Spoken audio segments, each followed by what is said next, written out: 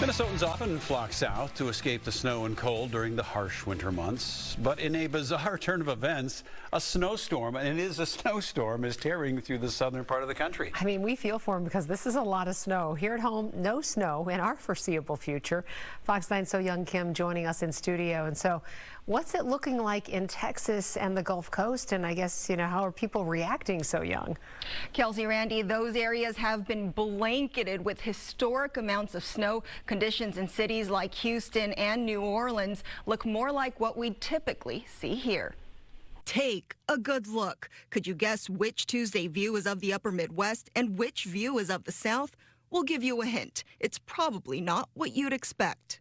The top videos are from around the Twin Cities. You can see clear and dry conditions on the roads. The bottom videos are from Texas and Louisiana, blanketed by inches of snow that started Monday evening. Fox 9 Chief Meteorologist Ian Leonard says this regional contrast of snow totals in January is historic.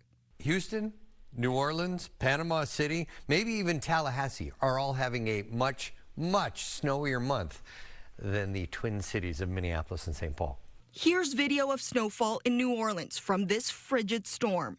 On Bourbon Street, known for beads flying around the French Quarter, this week snowballs were being thrown instead. From Houston to New Orleans to the Florida Panhandle, this rare snowstorm paralyzed infrastructure and grounded flights in the region. Not equipped for this type of winter blast, many of the areas impacted have been shut down, and officials are asking folks to hunker down as they wait for things to thaw. Still, many are soaking in this once-in-a-lifetime experience. I am happy because we're closed, because I get to play in the snow. I mean, but there's no way I could drive my car to work today. And some parts of that region are approaching snow totals they haven't seen in more than a century. Live in studio, So-Young Kim, Fox 9. It is, the world's upside down right now. It is a little bit strange. All cattywampus. Yeah. Right? A little of this, a little of that. I don't know what to tell those folks down south. You gave us a number a few minutes ago. I'm like, what? Man, wait for it. And these are snowfall numbers that even here would make for a real bad commute and some rather nasty roads where we've got the salt and the big plows and everything. They don't have any of that. They have the sun in the sky. It's going to be a while before they melt And out hopefully of this some milk and eggs I and know. bread. Yeah, French toast for everybody. French Quarter French toast. There you go. We'll make some beignets. By the way, Imagine if the Mardi Gras. you ever had beignets? Yes. Oh, What is it? it's like a New Orleans donut thing with like powdered sugar on them. I don't know what they are, but they're delicious. Oh. Did Hobie used to bring some of those? Yeah, It's like a He used to bring in a blob. king cake for Yeah, I knew Mardi that. Gras. Oh, so good. Okay, so look, you'll notice one thing. Those vivid colors that were on the map yesterday, everything has slid here off to the east. And in terms of everything, that is winter watches, warnings, and advisories. Let's follow the jet stream again. You'll notice it's kind of flattened out a little here, but the storm track is still off to the south and still allowing a flood of Arctic air well off to the south and to the southeast. Historic, as So-Young was just saying, from Houston toward New Orleans, these are the latest snow numbers. Now, 4 inches would make for a nasty commute here in the Twin Cities. How about New Orleans? So far today, in the heart of New Orleans, 8.7 inches. That would be a commute buster for a couple of days here in the metro. Now the snow is beginning to slide off to the east. Something I found so interesting today, if you've been down to the Gulf, you know how warm the water is?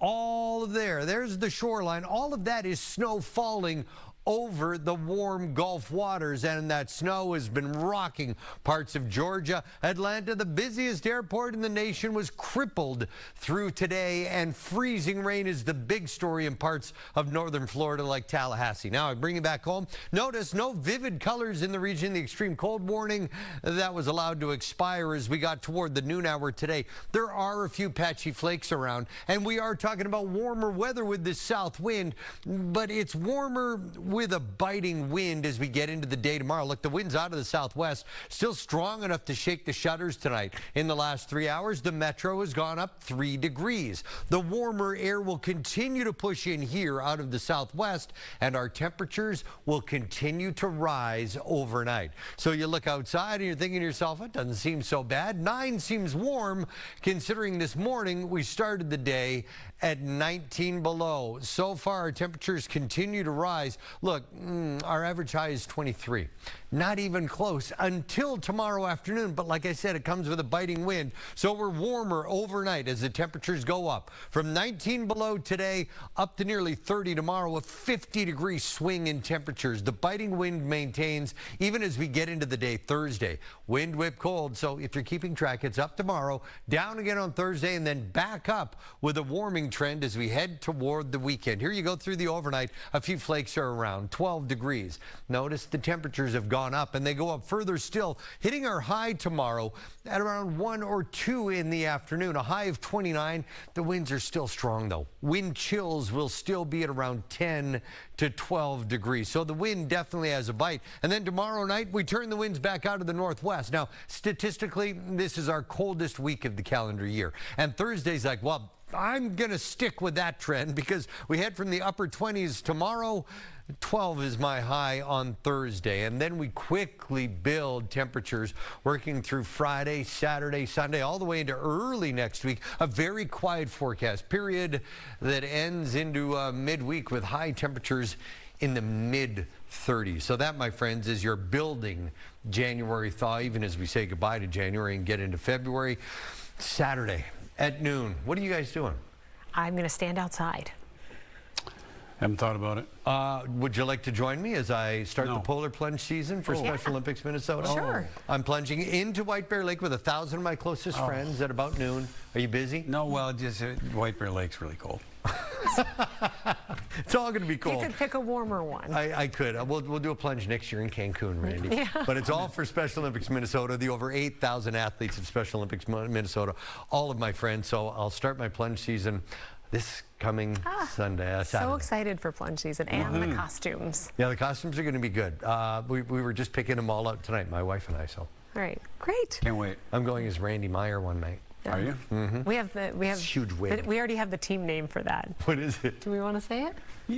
No, we're not going to say it. Okay, we're going to keep it under wraps. Remember, we're going to do the jumpsuit thing and the... Top Gun thing. Is that jogging your memory? Okay, we'll tell you in the commercial break. Seriously, don't remember? It's so good. All right, thanks, Ian.